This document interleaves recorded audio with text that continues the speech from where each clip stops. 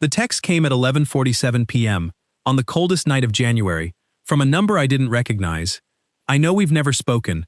I'm in 5C, my heat is out again, and I don't think it's an accident. Which is how I ended up standing in the hallway of my own building at midnight, holding a toolbox, knocking on the door of a woman whose name I didn't even know, while the radiator pipes behind the walls ticked and cooled like something dying. The door opened. She was wrapped in a towel, hair soaked, shoulders bare, steam still curling off her skin from a shower that had clearly gone ice cold halfway through. And she looked at me, looked at the toolbox and said one word, "Finally. Not thank you. Not sorry for the hour." Just, finally, like she'd been waiting for me specifically, for a very long time, and I was late. I'd find out later exactly what that word meant, and when I did, it would break something open in both of our lives that neither of us could ever put back. But at midnight, standing in that doorway, all I said was, "I'm Daniel. 5A. You texted? Claire." She stepped back to let me in, one hand clamping the towel at her collarbone, the other already pointing down the hall. "Furnace closet is behind the kitchen. And before you say anything, yes, I called the management company. 4 hours ago. Twice." Her breath fogged. Inside her own apartment, her breath fogged. "It's 51 degrees in here, Daniel. It'll be in the 40s by 2 a.m. Go put on actual clothes," I said. "Warmest thing you own. I've got this. Here's the thing you should know about me, because it matters to everything that happens next. I fix heating systems for a living. 16 years. I've got my own contractor's license, my own van, my own 2 hands that have been inside more furnaces than I can count." When Claire texted the building group chat asking if anyone knew anything about heaters, Mrs. Alvarez in 4B, who knows everything about everyone, gave her my number within 90 seconds. So I know what a dead furnace looks like. I know the sound of a failed igniter, the smell of a cracked heat exchanger, the specific silence of a blown control board. And I knew, within 4 minutes of opening that furnace closet, that this heater wasn't broken. The unit was maybe 6 years old. Clean burners, good board. Pilot assembly fine. I traced the gas line down to the shutoff valve, put my flashlight on it, and went very still. The valve was closed, turned a full quarter, perpendicular to the line. Deliberate. Furnaces fail in 100 ways, but they do not reach down and close their own gas valves. A human hand did that. And around the valve stem, in the dust and the old paint, there were scratches, bright ones, fresh metal showing through, the kind of marks a wrench leaves when somebody works fast in the dark and doesn't care about being neat. Claire came back in flannel pants and a sweater with the hood up, holding 2 mugs of tea, and found me crouched there not fixing anything. "Just staring? How bad?" she asked. "Claire?" I kept my voice level, the way you do when the words themselves aren't level at all. "Heaters don't die like this. This one was murdered." The mug stopped halfway between us. "Someone came in here," I said. "Open this closet and shut your gas off by hand. Tonight, or close to it. These tool marks are fresh. Whoever did it had a key, because your door wasn't forced, and they knew exactly which valve to turn because they didn't touch anything else." I looked up at her. "So my first question isn't a heating question. Who has a key to your apartment?" I expected confusion, maybe fear. What I got was worse. I got recognition. Her face didn't ask who would do this. Her face said, "So he finally did it," and then closed like a door. "Turn it back on," she said quietly. "Please, I just need heat. Claire, please." So I turned the valve, relit the system, listened to the burners catch with that low blue roar, and felt warm air start breathing through the vents for the first time in hours. She stood in front of the register with her eyes shut like a person at a fire after a shipwreck, and I stood there doing the math I didn't want to do. Because here's the second thing. This was the 3rd time. I hadn't put it together until that moment, but I lived directly below her, and twice already this month I'd heard it. The pipes going quiet overhead, the space heater dragging across her floor at strange hours. Once at 2 in the morning, the unmistakable sound of a woman crying very softly through a heating vent, which is a sound that goes straight into your chest and stays there. 3rd outage in January. Only her unit. Every other apartment in this building warm as toast. "This has happened before," I said. It wasn't a question. January 2nd. January 15th. Tonight. She recited the dates without looking at me, still facing the vent. The first time, management sent a guy the next afternoon. He was in the closet for 5 minutes and charged the building $200. Second time, they never came at all. I bought a space heater. And you didn't call a real technician because I thought I was going crazy, she said. Because heaters break, Claire. That's what old buildings do. That's what he'd say. That's exactly what he'd want me to think. What who would say? And right then, before she could answer, I swear the timing in this story is real. This is exactly how it happened. Her phone lit up on the kitchen counter. She didn't reach for it, so I could see the screen from where I stood. No name, just a number, and a message sitting there in the preview like a hand on the back of your neck. Cold out tonight. Bundle up. The vents were pouring warm air into that kitchen, and I watched Claire read those 4 words and start to shiver. Claire, I said. Who is he? She took her tea to the couch, wrapped both hands around it, and told me the shape of it. And I want you to notice that she told me almost none of it at first, because that matters later. His name is Grant Halloran, she said. We were engaged. It ended 14 months ago. He didn't take it well. A dry little laugh with no humor in it anywhere. That's the polite version. The impolite version is that when I left, he told me, calmly, the way you'd tell someone the weather, that I would come back on my own, because he'd make sure that everywhere else in the world was colder than he was. Poetic, I said. He's not poetic, he's literal. I just didn't know it yet. Does he have a key? No. I moved here specifically because… She stopped. I picked this building out of nowhere. Craigslist. Paid the deposit in cash the same day. He doesn't even know where I live, it can't. She said can't, the way people say things they need to be true. I looked at the message on her phone. Cold out tonight. Sent 11 minutes after her heat died. Claire, he knows. She didn't argue. That was the scary part. She just pulled the hood tighter and stared at the vent like it might quit on her again out of spite. Now, I want to stop and tell you what I should have done.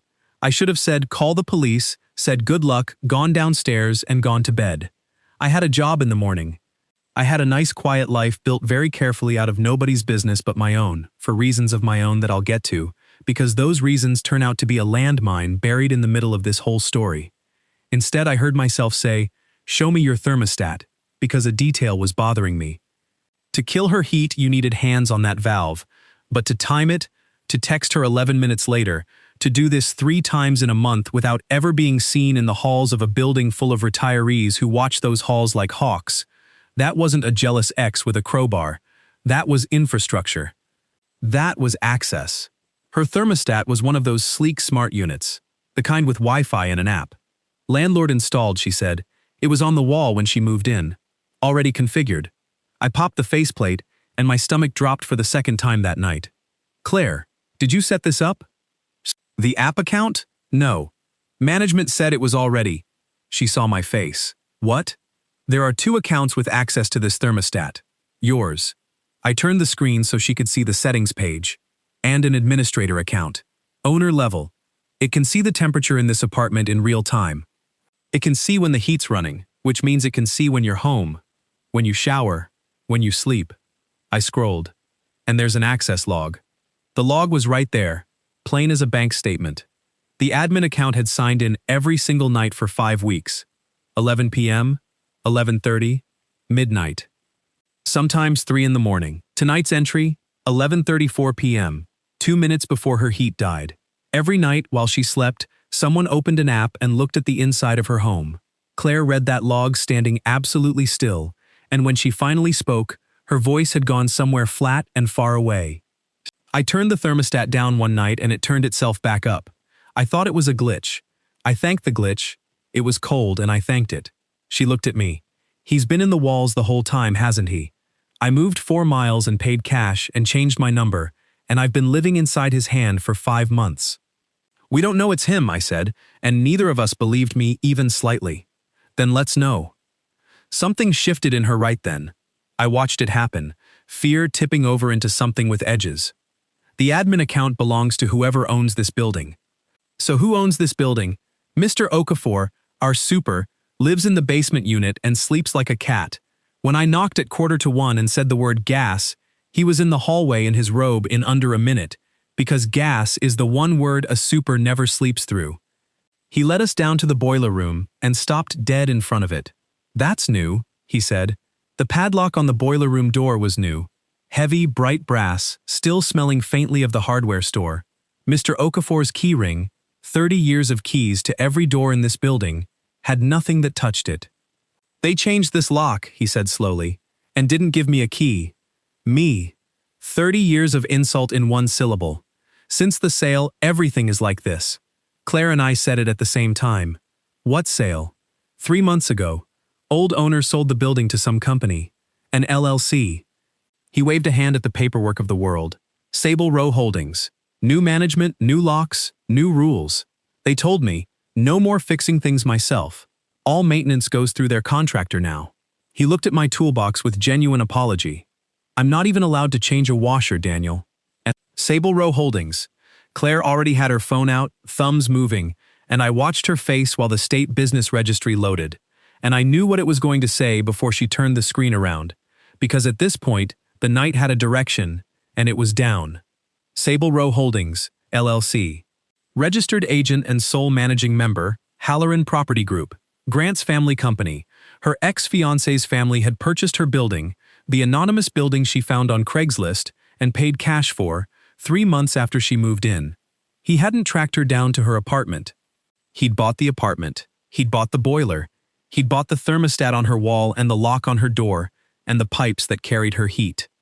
Claire lowered the phone, and in the cold basement light she said the line, I still hear when I can't sleep.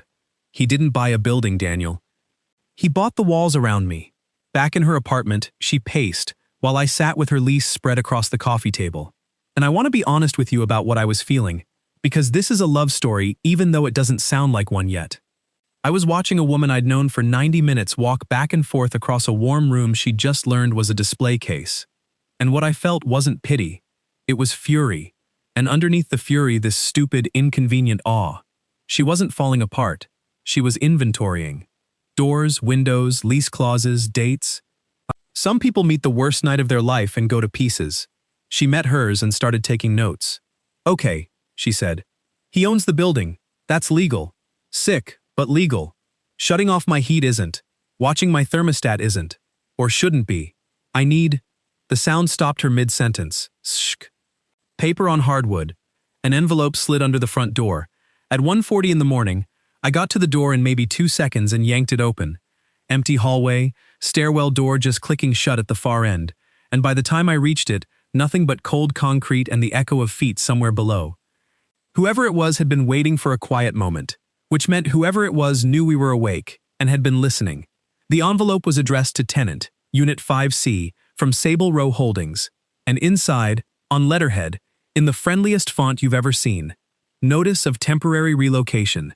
Emergency mechanical renovation. Due to urgent repeated failures of the heating plant serving Unit 5C, the unit has been deemed unsafe for winter occupancy. Tenant must vacate for the duration of repairs. Relocation to be completed within 72 hours of this notice.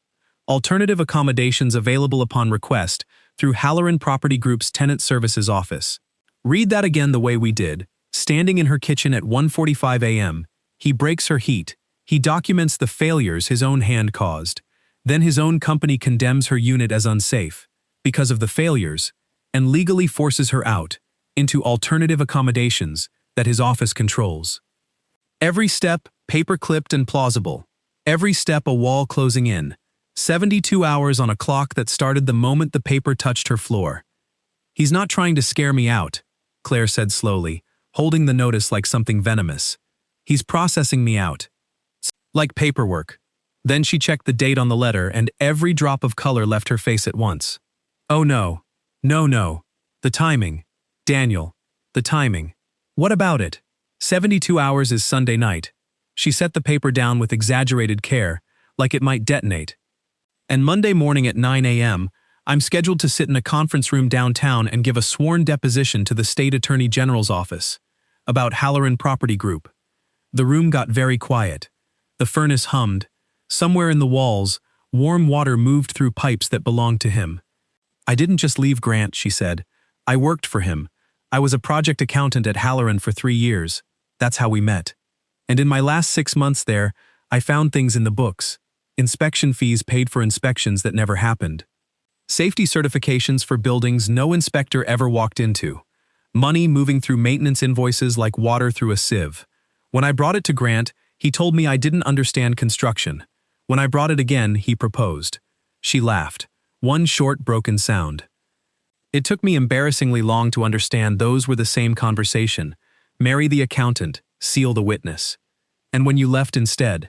When I left, I took copies.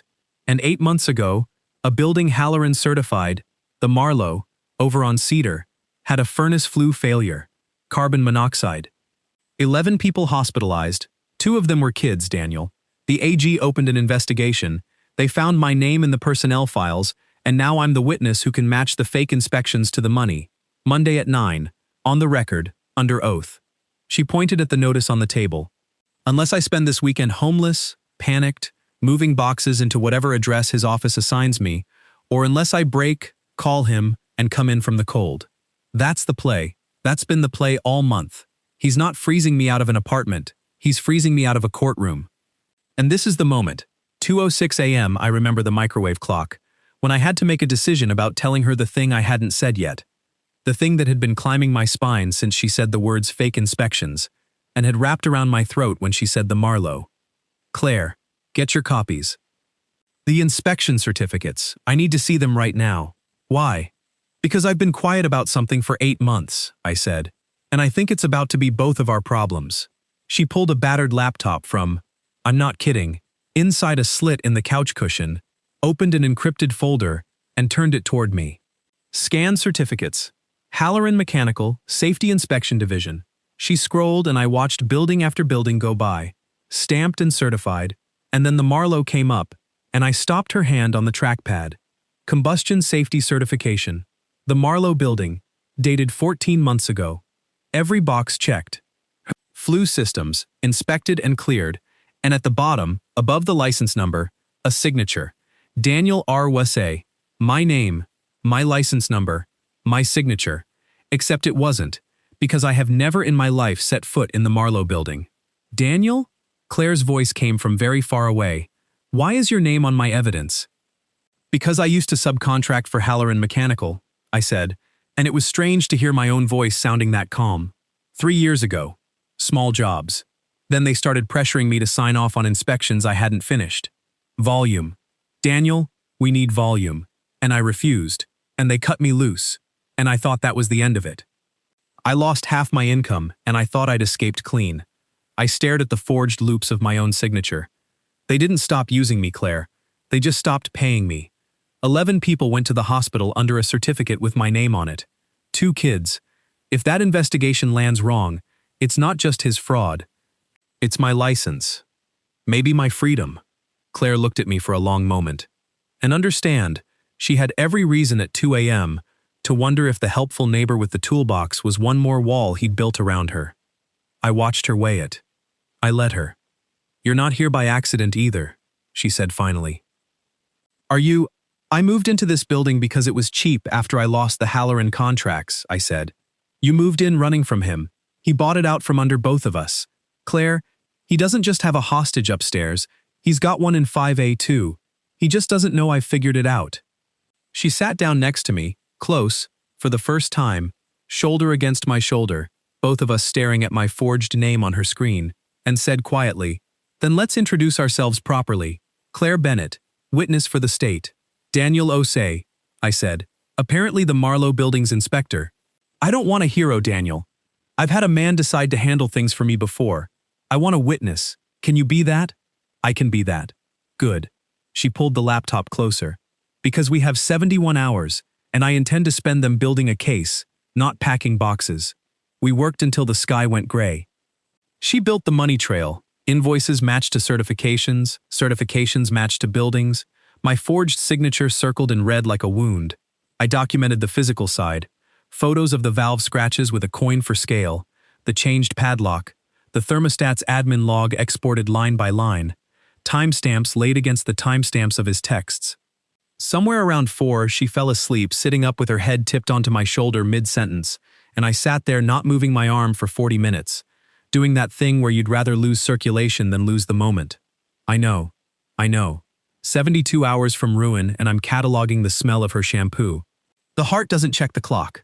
At 7:58 a.m. my phone rang. Unknown number. I stepped into the hallway to take it, and a warm, reasonable voice said, "Daniel Osei, it's been a long time. Grant Halloran."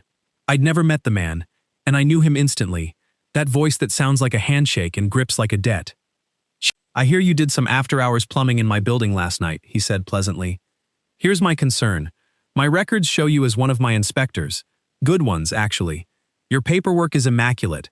It would be a tragedy if the state started reading it closely. Unlicensed work in a building under emergency renovation, a personal relationship with a, let's say, troubled tenant. You see how a story assembles itself. So here's a friendly suggestion. Go back to 5A. Lock the door. Some heating systems, Daniel, you just can't fix." "Funny thing about my paperwork being immaculate," I said. "I keep copies too. Every job I actually did, dated, photographed, backed up, which means every certificate of mine you can't match to my records is a certificate you forged. You didn't call to warn me, Grant. You called because last night you found out your fake inspector lives 40 feet under your witness, and that's the only math in this whole thing you didn't do." Silence, 4 full seconds of it, and in those 4 seconds I heard the pleasantness get put away, like a tool that hadn't worked. "Sunday night," he said, flat now. "The unit gets vacated Sunday night, one way or another. Click. One way or another. Remember those 4 words." He'd just told me the truth and I was too angry to hear it. Saturday, we ran. Not away. At it. Claire's lawyer, a ferociously calm woman named Dana Okonkwo, met us at 9 a.m., read our folder in silence for 20 minutes and said, "This is very good, and it is not enough. Tool marks and login logs prove access. They don't prove his hands. He'll hide behind the company. Some maintenance man misunderstood an order. Deepest apologies, here's a settlement. I've watched the Hallorans do it twice." She tapped the relocation notice. "And this is the ugly part. This notice is probably enforceable. On paper, your unit has had 3 heating emergencies. He manufactured the evidence, but the evidence is real. If you're still in that unit Monday morning, you may be there illegally. He's made the truth trespass." Then she looked at us over her glasses. "So between now and Monday at 9, you don't need more accounting. You need him, personally, provably, him, touching that heating system. Get me that and I'll put the AG's investigator on standby myself. That night we found the thing that turned my blood to ice water, and I need you to hear this part carefully because it's the part that still wakes me up." I went through Claire's furnace one more time, bumper to bumper, because something had nagged at me since midnight. The closed valve was loud, obvious, meant to be found by a cold woman, not by a technician. And behind the furnace, where the flue pipe meets the collar and carries the exhaust, the carbon monoxide, up and out of the building, I found it. The collar screws were backed out, not removed, backed out, precisely, to hold by 3 threads. The joint was intact, but ready. One firm sideways knock, 30 seconds with a gloved hand, and that flue would silently separate half an inch inside a closed closet. And every hour the furnace ran, it would breathe its exhaust into her apartment instead of the sky. The Marlowe building, 11 people, a flue failure. His company had rehearsed this accident before, and the paperwork had held. "He's not going to evict you Sunday night," I said, and my voice didn't sound like mine. That's what one way or another means. Sunday night, the tenant who ignored the safety notice, the troubled woman who refused to leave a condemned unit, dies of the exact furnace failure his company formally warned her about, 72 hours before her deposition. He's already written the story, Claire. The relocation notice isn't an eviction, it's an alibi. Claire stared at the flue collar for a long time. Then she said, in a voice I'd follow anywhere, "Then Sunday night we hold the door open for him. Here was our play, and it hinged on his own weapon. That smart thermostat, his eye in her wall, had a feature buried in the admin settings that I'd flagged the first night. A built-in microphone for voice commands, with an option to store audio clips to the account cloud. It cut both ways. Anything said in that room could be captured. Time-stamped, geotagged, stored on a server neither of us could be accused of doctoring. His surveillance system was, if we aimed it right, a witness. So Sunday evening, we baited the hook with the only thing he couldn't resist, control slipping. At 9 p.m., I shut Claire's heat off myself, from the wall, in front of the thermostat, and Claire called the Halloran tenant line and left a message, voice steady as a metronome. She knew about the flue, she'd photographed it, she wasn't vacating, and she'd be showing everything to the AG at 9 a.m. Then we set my phone recording in the furnace closet, wedged in shadow with a view of the flue, enabled the thermostat's audio capture, put Mr. Okafor, briefed, furious and honored, on the lobby door with instructions to touch nothing and see everything, and turned off the lights. Dana had the AG's investigator, a quiet man named Reyes, parked across the street by 10. If Halloran shows in person, Reyes said, call, stay away from him, and let him talk. Men like this can survive anything except the sound of their own voice. Then we waited in my dark apartment, 5A, 40 feet under the trap, watching the thermostat app like a heart monitor. Claire sat next to me on the floor, back against the couch, and somewhere around 11 she said, whatever happens tomorrow, the deposition, the license, all of it, I need you to know the finally wasn't about the heater. I turned. First night, the towel. You thought I meant finally maintenance. She kept her eyes on the app. 5 weeks I'd listened to you through that vent, Daniel. Your kettle at 6. You singing wrong lyrics on Sundays. The night my heat died the second time and I cried like an idiot. The vent carries both ways. And 20 minutes later my doorknob had a bag on it with soup and hand warmers and no note. I never found out which neighbor. And then my door opens at midnight and there's a man standing there with a toolbox, and I knew the kettle, I knew the voice. She finally looked at me. So yes, Daniel. Finally. I had approximately 900 things to say to that. The app chimed. Admin login. 11:52 p.m. Then the lobby camera Okafor watched showed headlights. Then my phone buzzed once. Okafor, one word. Him. Grant Halloran had come to fix a heater. We listened to him come up. That's a thing I'll never forget. Sitting in the dark with Claire's hand gripping mine hard enough to leave marks. Listening to expensive shoes climb a stairwell at midnight. Unhurried. Like a man walking through his own house. Because in his mind, he was. The plan was ironclad. He enters 5C, he touches the flue, the phone films it, the thermostat records it, Reyes takes it from there, nobody within arm's reach of anybody. Claire had promised Dana. I had promised Claire. Then, through the floor, we heard his key turn in her lock, his key, to her home. The sound of 5 months of her life explained in one small click, and Claire's whole body flinched beside me, and I understood that some sounds you can't ask a person to just sit under. He was in her apartment 11 minutes. We watched the furnace closet feed on my phone in perfect silence. Grant Halloran, in a charcoal coat, gloves on, setting down a small canvas tool bag, crouching behind the furnace with a pen light, reaching for the flue collar, and then pausing, checking the screws with a fingertip, finding them exactly 3 threads deep, exactly as his contractor had staged them. Nodding, once, satisfied, like a man confirming a reservation. And then he did the thing we hadn't dared hope for. He made a call, speakerphone, gloves being awkward, 11 inches from a thermostat with its microphone drinking in every word. It's me. I'm at the building. No, I'm handling it personally, that's the point. Your guy left it perfect. Listen to me. Heat kicks back on tonight. She'll cave and turn it on by 2. She always caves. The joint lets go by morning, and by 9 a.m. Monday there's no deposition.